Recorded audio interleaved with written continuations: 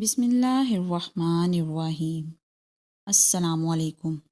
آج کی ویڈیو پہ ہم ذکر کریں گے کہ منوسلوا کیا تھا، اس کی حقیقت کیا تھی، منوسلوا کس نبی کی امت پر اور کیوں نازل ہوا، کیا منوسلوا جنت سے نازل ہوا تھا یا اللہ نے اسے زمین سے ہی پیدا کیا تھا، منوسلوا میں کس جانور کا گوشت کھانے کے لیے ملتا تھا، بنی اسرائیل کی قوم 40 برس تک ایک ہی میدان میں کیوں بھٹکتی رہی اور ان پر اللہ کی نعمتیں کس طرح نازل ہوئی، اور اللہ کی بے شمار نعمتوں کے باوجود بھی وہ قوم نافرمان کیوں ہوئی، یہ ہماری آج کی ویڈیو کا موضوع ہوگا۔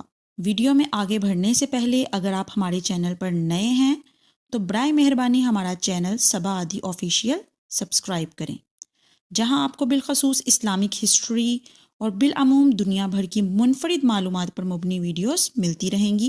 ناظرین، بنی اسرائیل ایسی قوم گزری ہے جس پر اللہ نے بے شمار انبیاء کرام بھیجے، مگر یہ قوم راہ راست پر نہ آئی اور اللہ کی نافرمانیوں میں مشغول رہی۔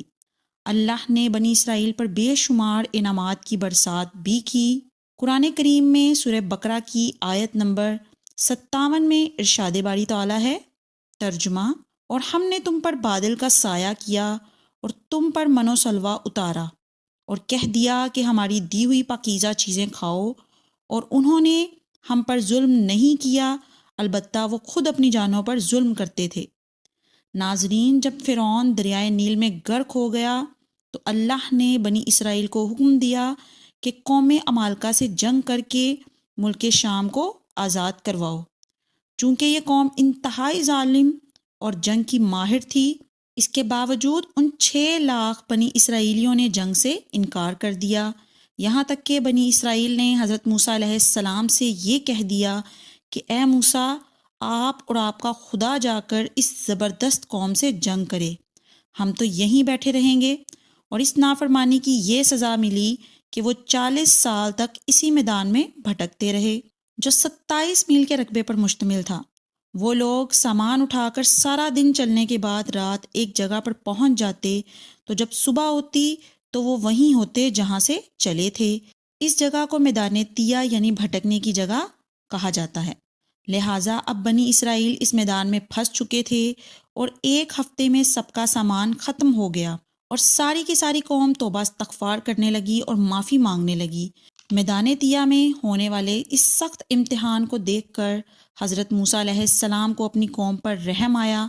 آپ نے اللہ کی بارگاہ میں ان کے لیے دعا کی، لہٰذا اللہ نے بنی اسرائیل کے لیے اس میدان میں بے شمار نعمتیں عطا فرمائی۔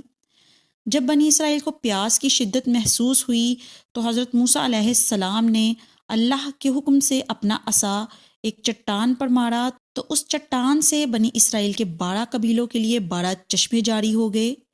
یہ وہی عصا تھا جسے حضرت موسیٰ علیہ السلام نے نمرود کے جادوگروں کے آگے پھینکا تھا، اور اللہ نے اس عصا کو ایک اژدہا بنا دیا تھا۔ کیونکہ یہ وادی وسیع میدان پر پھیلا ہوا تھا تو یہاں سر چھپانے کے لیے کوئی جگہ نہ تھی، اور دن کے وقت سورج کی تپش اور دھوپ سے بنی اسرائیل بدحال ہو جاتے تھے۔ پھر دھوپ سے بچاؤ کے لیے ایک بہت بڑا بادل سارا دن بنی اسرائیل کے لوگوں کے لیے سایہ کرتا تھا۔ اس کے علاوہ رات میں میدان کے بیچوں بیچ ایک چمکدار ستون اترتا تھا جس کی روشنی میں وہ لوگ کام کاج کرتے تھے۔ اس کے علاوہ بھی اللہ نے ان پر بہت سی عطائیں کی تھی۔ انہی نعمتوں میں سے ایک نعمت منوسلوا تھا۔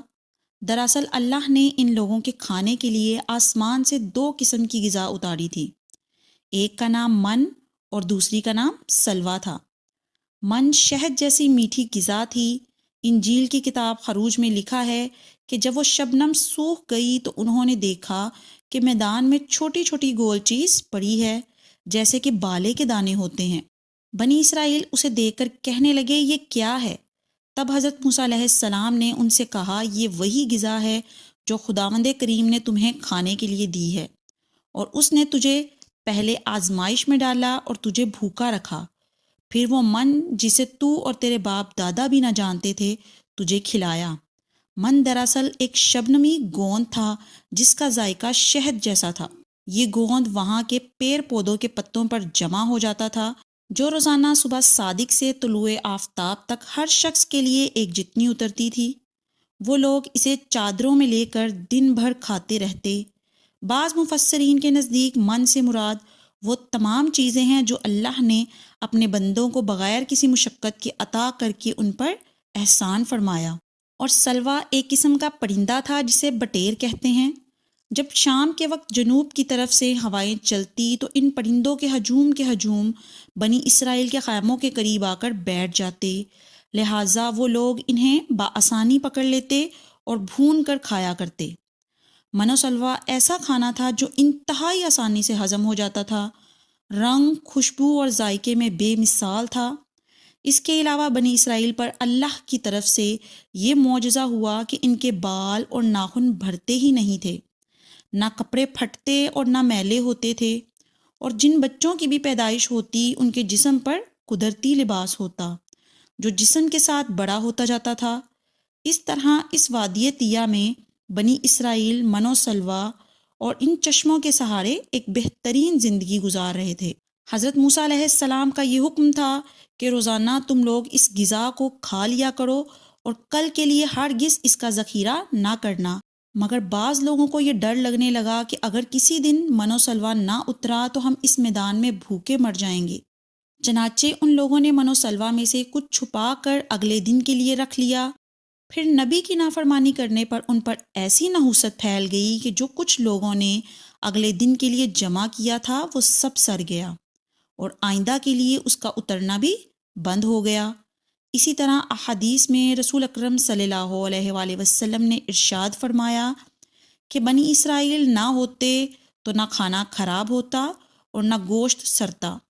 کھانے کا خراب ہونا اور گوشت کا سڑنا اسی تاریخ سے شروع ہوا، ورنہ اس سے پہلے نہ کھانا بگڑتا تھا نہ گوشت سڑتا تھا۔